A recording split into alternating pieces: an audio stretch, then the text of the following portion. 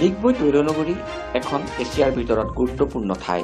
এই তৈলনগৰীখনৰ ১ নম্বৰ গোলাইত ১৯৫৯ চনত প্ৰতিষ্ঠা কৰা হৈছিল এখনি বৌদ্ধ বিহাৰ। বিশেষকৈ উঠি অহা যুৱ প্ৰজন্মই অশেষ কষ্ট কৰি এই বৌদ্ধ বিহাৰখন পুনৰ নিৰ্মাণ কৰি উলিয়াইছে। আজি তাৰে পূজা অৰ্চনা কৰি সকলো ধৰ্মীয় লোকে আহি সেৱা লৈ এক ভাতৃত্ববোধৰ পৰিচয় দাঙি ধৰে।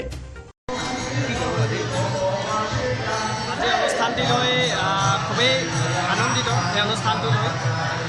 ডিগবৈ তৈলনগৰী এছিয়া মহাদেশৰ ভিতৰত আটাইতকৈ গুৰুত্বপূৰ্ণ ঠাই তৈলনগৰী ডিগবৈ, ভাৰতৰ বিখ্যাত, এছিয়াৰ বিখ্যাত। এই তৈলনগৰীতে ১ নং গোলাই বৌদ্ধ বিহাৰত এখন বৌদ্ধ বিহাৰ স্থাপন কৰা হৈছে। গতিকে স্থাপন কৰা বৌদ্ধ বিহাৰখনক লৈ পেলাই ভাতৃত্ববোধৰ এক পৰিচয় দাঙি ধৰিছে বৌদ্ধ বিহাৰখন। জাতি বৰ্ণৰ ধৰ্ম বৰ্ণ নিৰ্বিশেষে সকলোৱে আহি ইয়াত সেৱা কৰি আছে, শ্ৰদ্ধা জনাই আছে। আৰু বিশেষকৈ গোলাই বৌদ্ধ বিহাৰৰ উঠি অহা নৱপ্ৰজন্মক মই বিশেষভাৱে ধন্যবাদ জ্ঞাপন কৰিছোঁ। তেওঁলোকে অশেষ কষ্ট কৰি পেলাই বৌদ্ধ বিহাৰখন নিৰ্মাণ কৰি পেলাই উদাহৰণৰ স্বৰূপ দিছে, সকলোৰে বাবে উদাহৰণ হৈ পৰক। আৰু এই বৌদ্ধ বিহাৰখনৰ ১৯৫৯ চনতে বৌদ্ধ বিহাৰখন স্থাপন কৰা হৈছিল। কিন্তু আপোনালোকে দেখিবলৈ পাব পুৰণি বৌদ্ধ বিহাৰৰ পৰা এখন নৱনিৰ্মিত বৌদ্ধ বিহাৰ উদ্বোধন কৰিছে বৌদ্ধ বিহাৰখনত।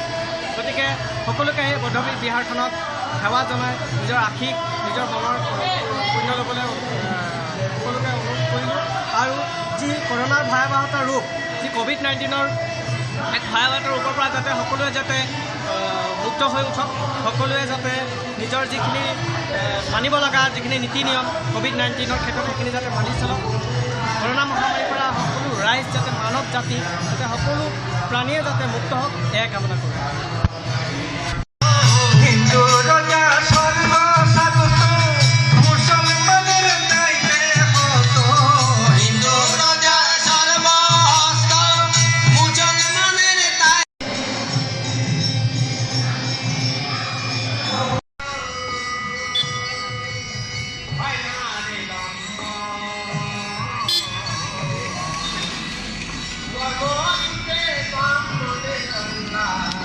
ডিগবৈৰ পৰা প্ৰদীপ দেৱনাথৰ ৰিপৰ্ট, ডেইলি 24 লাইভ।